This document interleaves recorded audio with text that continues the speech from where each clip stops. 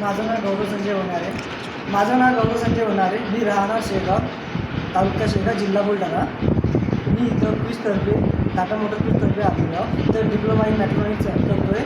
आता माझी joining of date 21/6/2023 to 21/6/2025 होती. आता मी प्लेसमेंट घेतलेली आहे. आता माझी प्लेसमेंट होका योग्य कंपनीमध्ये झाली आहे.